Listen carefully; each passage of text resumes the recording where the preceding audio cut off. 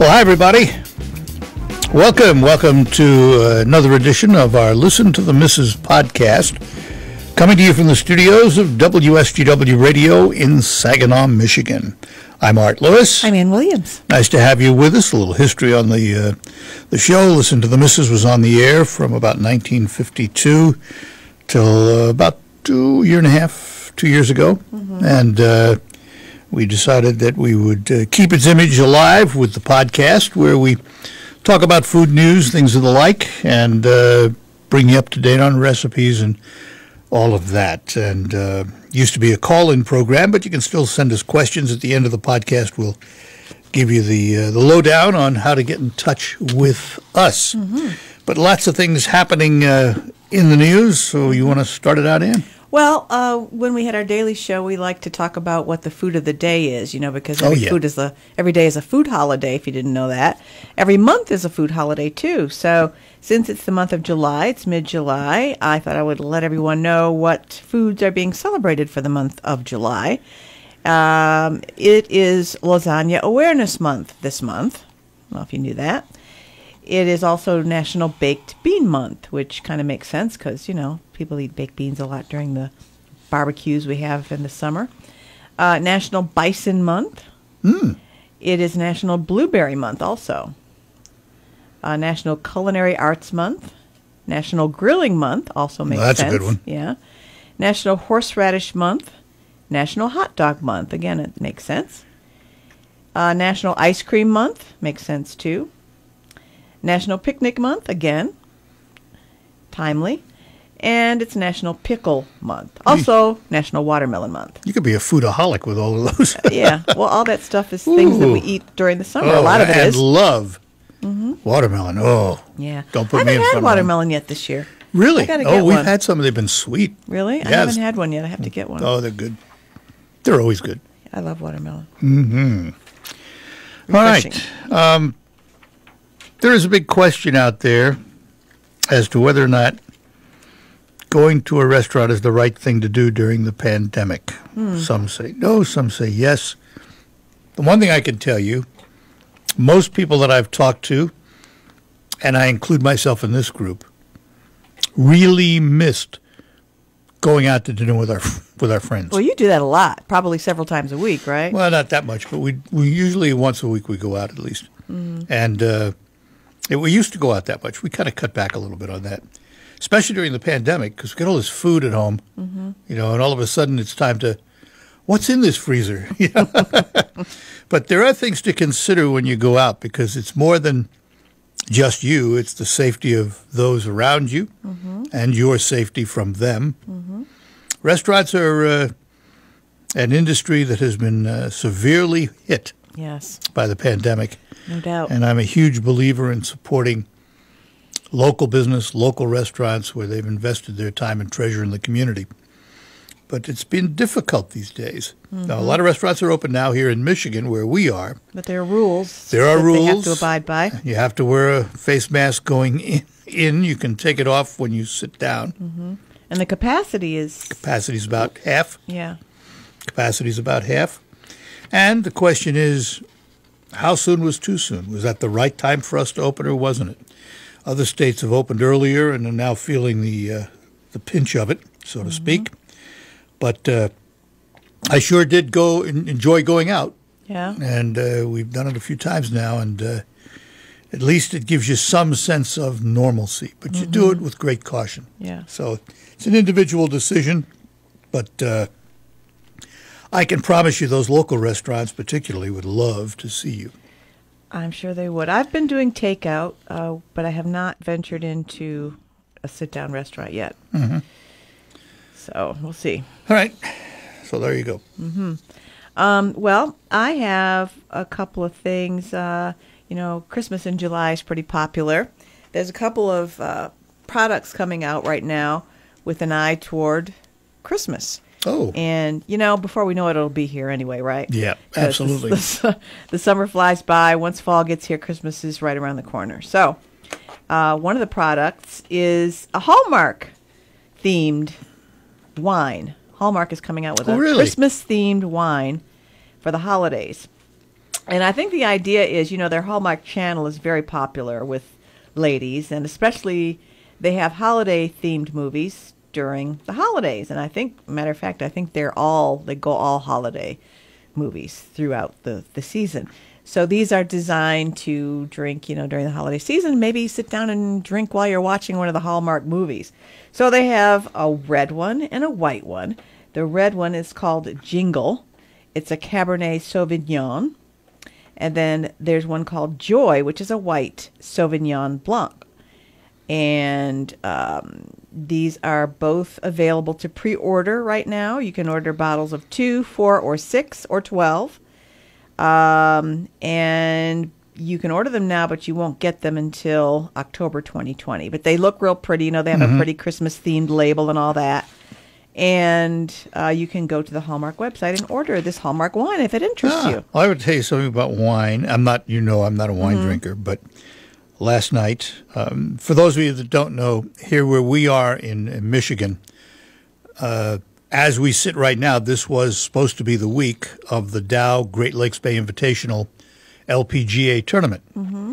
And so they're holding virtual events for the public, but also I'm on the steering committee, and those on the steering committee had an opportunity last night with a Zoom meeting or a WebEx meeting, whatever it was, to talk to Christy Kerr.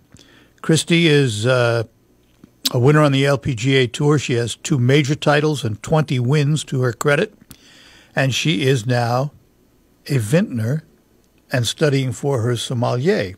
Oh, really? And she has produced, since the last couple of years, several years actually, 2 wines. One of them is labeled Curvature, and the other is labeled Kerr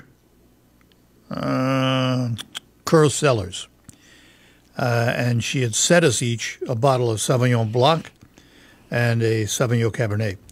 And, of course, I don't know anything about these, but we had this online meeting last night with her, and I learned so much about wine I didn't realize. I thought you took grapes, you stomped on them, you fermented them, and that was it. There's blending, there's additives, there's all kinds of things that go on to produce a quality wine. And her wines regularly score in the 94, 95 point bracket. Anything over 90 is considered really good wine. Mm-hmm. So it was very interesting, very interesting. I never knew there was so much into it. How about a little history on a chain, Burger King? Mm-hmm. Burger King was started in 1953. I didn't realize that. I didn't think it was that old, but it was. 4 years later, they released their most iconic menu item, which is... The Whopper? Yep. You got it. And still on the menu today. From the removal and subsequent return of the chain's creepy mascot to the introduction he was creepy. Yeah, he was. The introduction of internet cafes. Burger King has evolved a lot over the years. And now,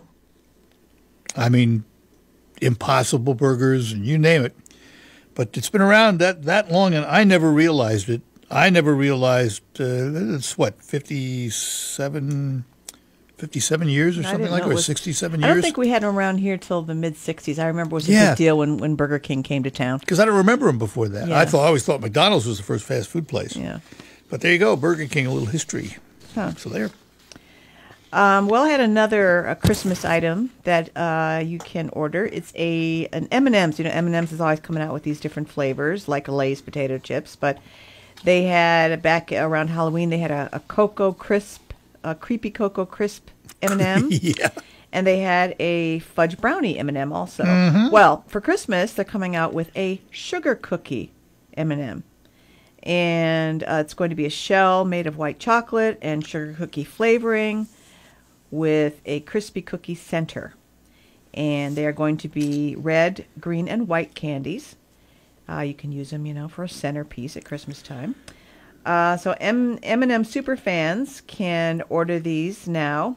If you're into social media, you can comment on a post on either M&M's Twitter or Instagram pages on Saturday, July 25th, and you can be entered to win a package. Otherwise, they're going to be coming out in the fall, in November. and they're going to probably be at your Walmarts, your Targets, whatever. Sure. So look around for those sugar cookie M&Ms. But if you go into Walmart, take your debit or credit card with you.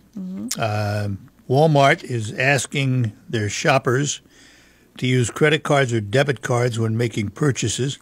I don't know that it's mandatory, but they would prefer it. And the main reason, the coin shortage. I've heard about that. Yeah, the Mint was having trouble getting the blanks to make the coins. So the banks don't have the coins, so they're limiting how many coins a business can get. Where you used to go in and get, $500 worth of coins, you can't do that anymore. They won't give it to you. So a lot of the retailers, particularly those with automatic systems where you self-checkout, credit cards or debit cards only. Around our way, Meijer is like that. You have to use a credit or debit card, and Walmart is getting that way. So we are heading toward that cashless society. It seems to be headed that way for sure. Well, did you ever watch the show Supermarket Sweep? They say it was on in the 90s, but I remember it earlier than that. Vaguely. But it's a game show where you have to run around a supermarket with a cart, and you have a certain allotted time to collect a certain number of items or certain items. And this show, I guess it was very popular in the 90s as well. Well, they've got 15 episodes on Netflix right now from the 1993 season, and then they've got some other episodes on Amazon Prime. And they say it's kind of a cult, has a cult following, but that is on. It's available to watch. If you wanted to. All those shows coming back because Hollywood's not producing anything. Right. Right. Lucky Charms hot chocolate.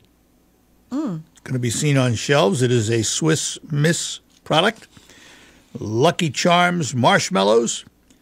Sounds good to me. So is this a cereal or is it a drink? No, I think it's hot chocolate. Oh, it's the drink. Okay. Yep, it's the drink. Huh. I wonder if they will have. I have Swiss Miss. Oh, so it's a hot chocolate with the Lucky Charms marshmallows in it. Yeah. Okay. That's it. That's it. I get it. And it's officially been listed on Walmart's website, so they'll be there for sure.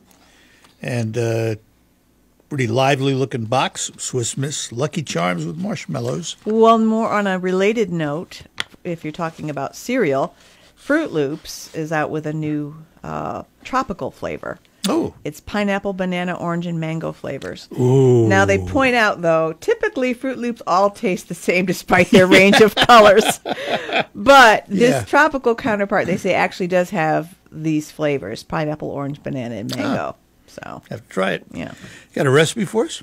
Yeah.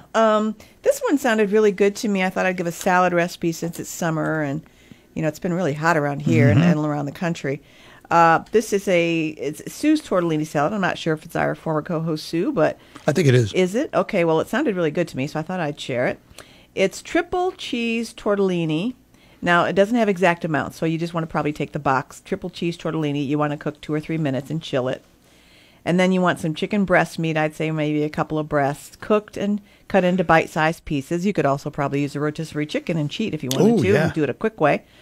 Then you want some freshly grated Romano cheese, some dried cherries, some marinated artichoke hearts, which have been diced up, and some grilled shrimp. And then you want some bottled Ken's Steakhouse Caesar dressing, okay? So you take all that, just mix it all together, except the dressing. Leave the dressing out until you're ready to serve. And then you can add the dressing and serve chilled with more dressing on the side. Yum, yum. That sounds yummy. All right. Well, that's going to do it for our podcast for now. But as we've said many times, you can always contact us. Tell them how. Well, you can reach us through Facebook. There's a Listen to the Missus Facebook page. Just look for Listen to the Missus on Facebook. You can message us there. You can also find us at WSGW.com and on our Listen to the Missus page there. Also through email. My email address, ann@WSGW.com, ANN. Mine is Art Lewis, ARTLEWIS, at WSGW.com. And we'd be happy to get you answers to any questions you may have. And we thank you for being with us today. Watch for us the next time here on our Listen to the Missus podcast. I'm Art Lewis. I'm Ann Williams. Have a great day.